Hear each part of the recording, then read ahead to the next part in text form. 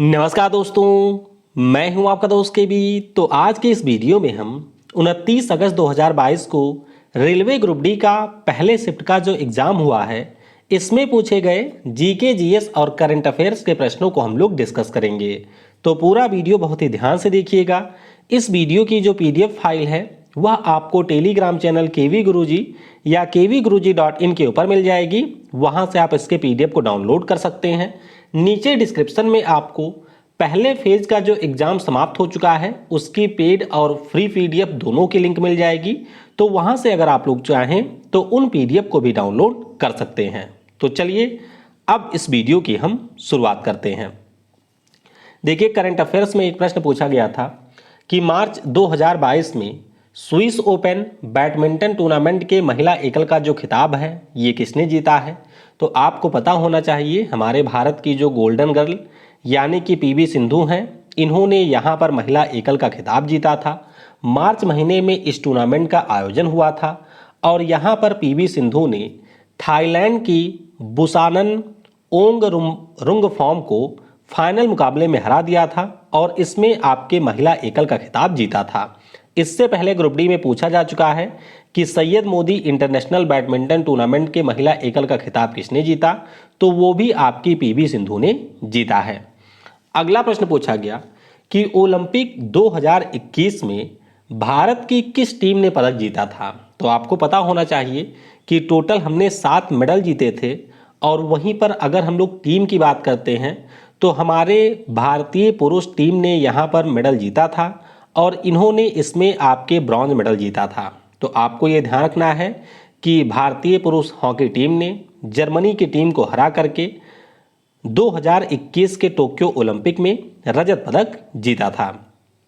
अगला प्रश्न पूछा गया कि किसी देश की राष्ट्रीय स्तर पर प्रति व्यक्ति आय जो है वो किस पर निर्भर करती है। तो देखिए, अगर हम लोग पर कैपिटा इनकम की बात करते हैं तो वह एक तो देश की जो नेशनल इनकम है और उस पार्टिकुलर कंट्री की जो जनसंख्या है उसके ऊपर डिपेंड करती है।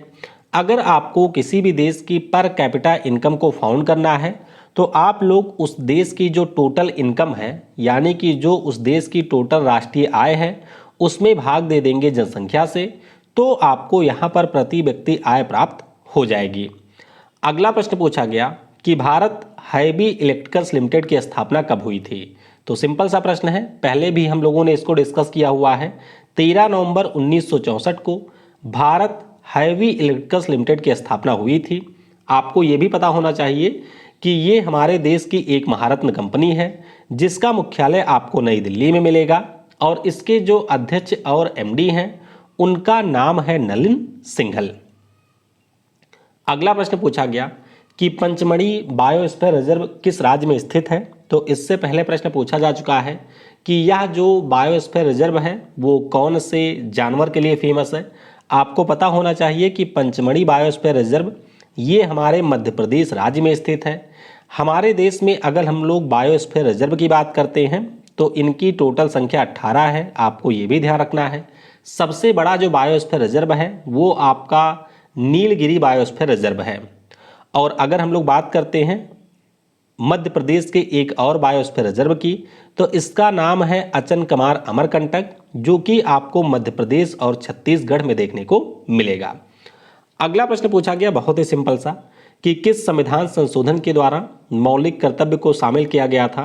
तो ये जो हमारा संविधान संशोधन है ये आपका 42वां संविधान संशोधन है जो कि 1976 में किया गया था और इसी संशोधन के जरिए हमारे भारतीय संविधान में एक नया अनुच्छेद 51A और एक नया भाग 4A को जोड़ा गया था। स्वर्ण सिंह समिति के द्वारा इसके लिए अनुशंसा की गई थी और ये जो प्रावधान है वो हमने सोवियत संघ के कॉन्स्टिट्यूशन से लिया था। शुरुआत में इनकी संख्या 10 थी, उसके बाद में जब 86वां संविधान संशोधन होता है तो उसके जरिए एक और मौलिक कर्तव्य को इसमें जोड़ दिया जाता है। अगला प्रश्न पूछा गया कि महाबलेश्वर की जो पहाड़ियाँ हैं वहाँ से कौन सी नदी निकलती है।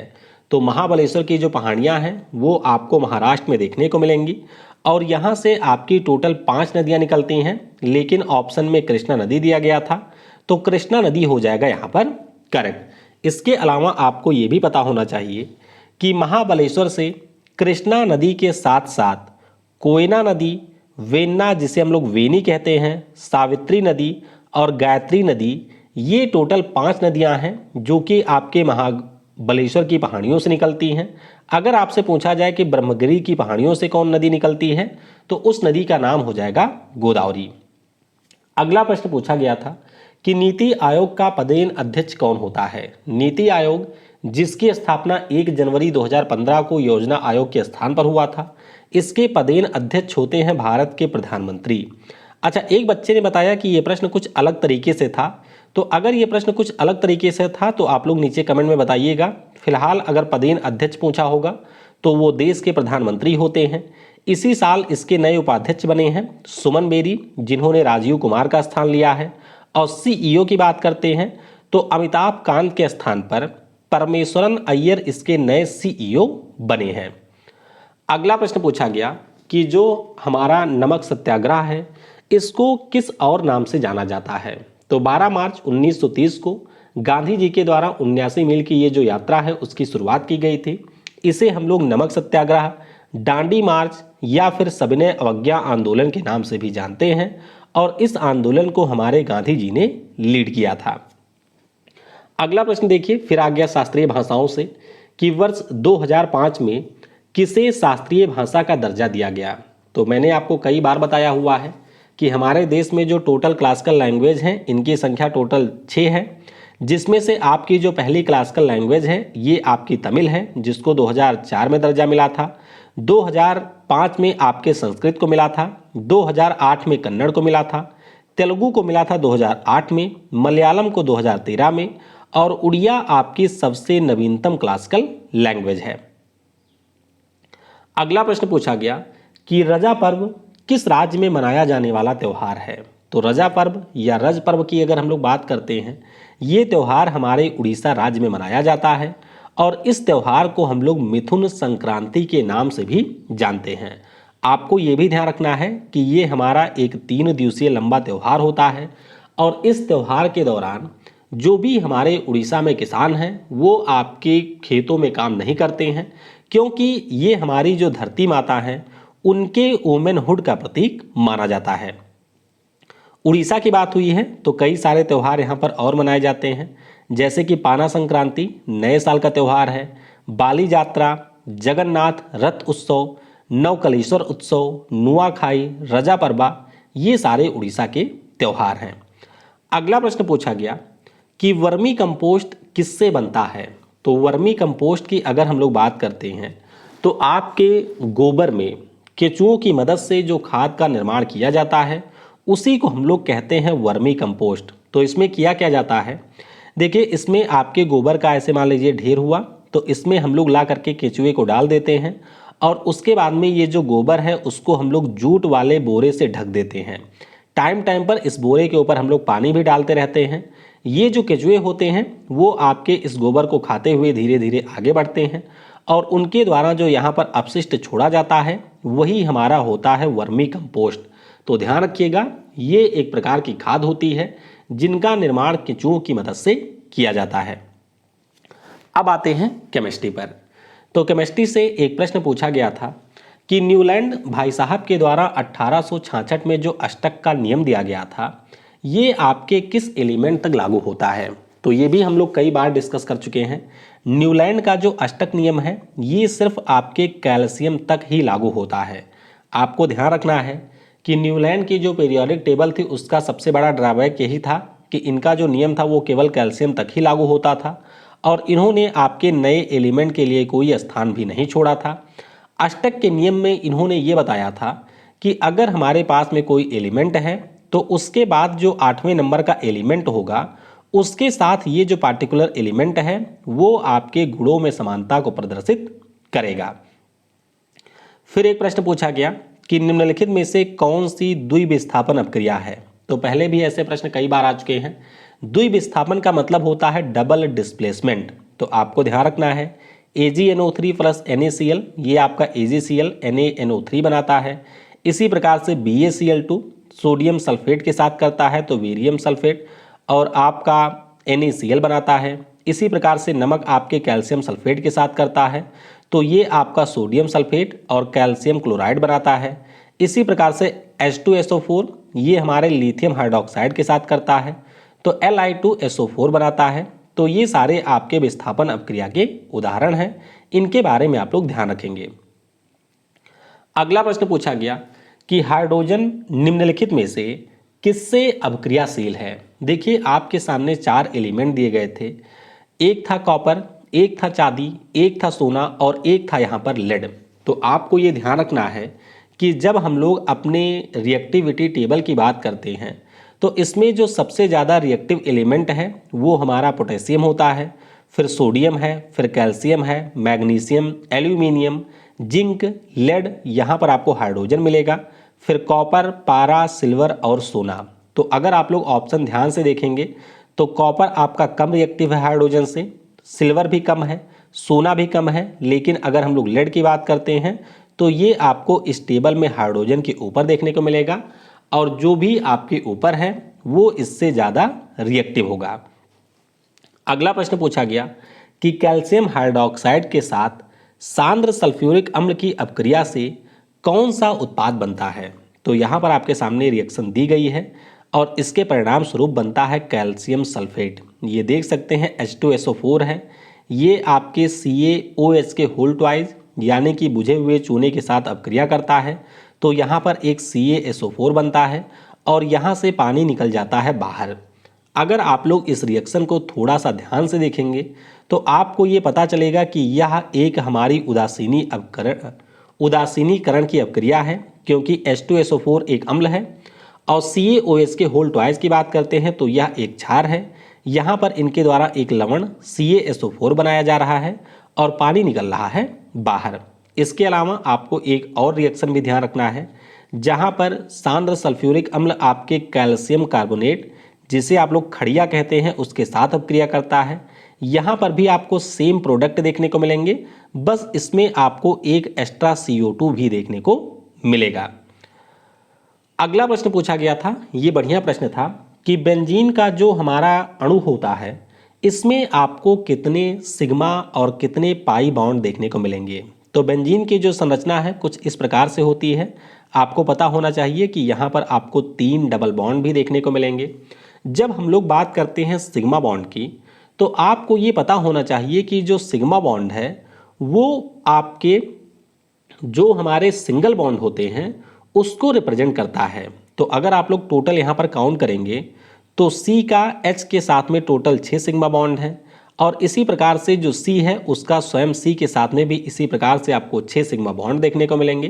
तो टोटल अगर हम लोग सिग्मा की बात करते हैं तो इनकी संख्या होती है 12। वहीं पर अगर हम लोग डबल बॉन्ड की बात करते हैं तो डबल बॉन्ड में एक हमारा सिग्मा होता है, एक पाई होता है, और जब हम लोग पाई की बात करेंगे तो इनकी संख्या 1, 2 और 3, टोटल इनकी संख्या यहाँ पर 3 हो जाएगी, यानी कि पाई बॉन्ड आपको देखने को मिलेंगे यहाँ पर 3। तो इस प्रकार से आपको ध्यान रखना है कि जब हम लोग बेंजीन के अणु की बात करते हैं तो इसमें आपके सिग्मा बॉन्ड की संख्या टोटल 12 है और इसमें आपको 3 पाई बॉन्ड देखने को मिलेंगे। अगला प्रश्न पूछा गया था कि बेकिंग सोडा का जो उपयोग है वो कहाँ पर किया जाता है। कई बार ये प्रश्न आ चुका है। तो बेकिंग सोडा का उपयोग सबसे पहले हम लोग साबुन बनाने में करते हैं, यानी कि सफाई एजेंट के रूप में करते हैं। इसके अलावा आपको पता होना चाहिए कि पानी की अस्थायी कठोरता को हटाने में भी इसका उपयोग किया जाता है। ये आपके ऑप्शन में दिया गया था। कांच, साबुन और कागज़ के निर्माण में भी बेकिंग सोडा का उपयोग किया जाता है। बेकिंग नहीं होगा जी, ये आपका धावन है। बेकिंग नहीं है, धावन सोडा है, यानी कि धोने वाला सोडा। तो धोने वाला सोडा का उपयोग यहाँ पर किया जाता है। बाकी बेकिंग सोडा भी आपको पता होगा कि जो भी हमारे बेकरी के प्रोडक्ट होते हैं उनको बनाने में किया जाता है। और आपका जो बियर होता है, बियर या फिर शराब के उत्पादन में भी हमारे खाने वाले सोडे का यूज होता है। अच्छा, एक कोई नाइट्रोजन से प्रश्न आया था, तो ये प्रश्न मुझे नहीं पता चला है, बस बच्चे ने बताया कि नाइट्रोजन से कोई प्रश्न था, तो इसे भी आप लोग नीचे कमेंट में बताइएगा। अब आते हैं बायोलॉजी वाले सेक्शन पर। तो बायोलॉजी से एक प्रश्न आया था कि निम्नलिखित में से कौन सी अंतःस्रावी ग्रंथि नहीं है। अंतःस्रावी ग्रंथियों की अगर हम लोग बात करते हैं, ऊपर से शुरू करें तो पीनियल हो गया, पिट्यूटरी हो गया, थायराइड जो कि सबसे बड़ी अंतःस्रावी है, उसके बाद में आपका थाइमस भी होता है, पैनक्रियाज हो गया, एड्रिनल ग्लैंड हो गई, ओवरी हो गई, टेस्टिस हो गई। तो ये सारी हमारे शरीर की अंतःस्रावी ग्रंथियां होती हैं। अंतःस्रावी का मतलब होता क्या है? देखिए, हमारी ऐसी ग्रंथियां जिनके द्वारा जो हार्मोन रिलीज किए जाते हैं वो आपके हार्मोन हमारे ब्लड से भी मिलते हैं, यानी कि वो आपके शरीर के अंदर ब्लड से मिलते हैं। इन्हें हम लोग कहते हैं अंतःस्रावी ग्रंथि। इसी प्रकार से अगर हम लोग बहिर्स्रावर ग्रंथि की बात करें तो हमारी वह ग्रंथियां जिनके द्वारा रिलीज किए गए जो हमारे हार्मोन वगैरह होते हैं वो आपके ब्लड से नहीं मिलते हैं, उन्हें हम लोग बहिर्स्रावी कहते हैं। जैसे कि आपकी त्वचा हो गई, आपकी सलेवरी ग्लैंड हो गई, तो ये सारी हमारी बहिर्स्रावी ग्रंथियों के उदाहरण हैं। फिर एक प्रश्न पूछा गया था कि जो आपका ऑस्ट्रिच होता है, ऑस्ट्रिच के अंडे का आकार क्या होता है? तो ध्यान रखिएगा, ऑस्ट्रिच का जो अंडा होता है ये आपका 150 मिलीमीटर से लेकर के 125 मिलीमीटर तक होता है, यानी कि लंबाई और चौड़ाई की बात हो रही है। आपको ये भी पता होना चाहिए कि इसका जो वेट है वो भी लगभग 3 पाउंड का होता है और ये आपके दुनिया का सबसे बड़ा अंडा है। अगला प्रश्न पूछा गया कि किसकी कमी के कारण डायबिटीज होता है? तो बिल्कुल सिंपल सा प्रश्न है। आप सभी को पता होना चाहिए कि हमारे पैनक्रियाज में जो आपका इंसुलिन बनता है, इसी इंसुलिन के द्वारा आपके ब्लड में जो चीनी की मात्रा होती है या फिर जो ग्लूकोज की मात्रा होती है उसको नियंत्रित किया जाता है।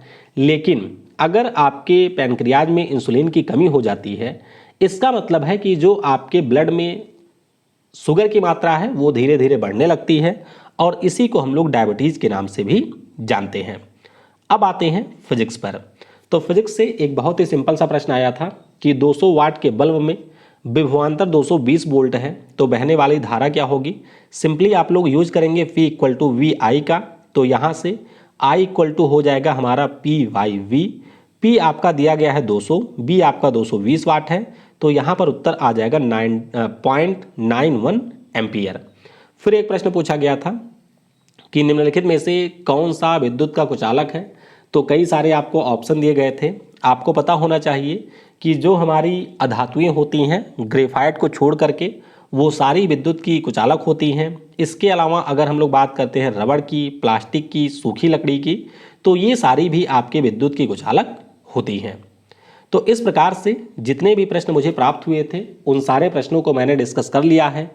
इसके अलावा भी जो भी प्रश्न आपको याद हो नीचे कमेंट में या फिर व्हाट्सएप के ऊपर आप लोग सेंड कर सकते हैं, जिससे जब मैं इसकी पीडीएफ अपलोड करूं तो उसमें भी उन प्रश्नों को शामिल कर दिया जाए। Thanks for watching. जय हिंद, जय भारत।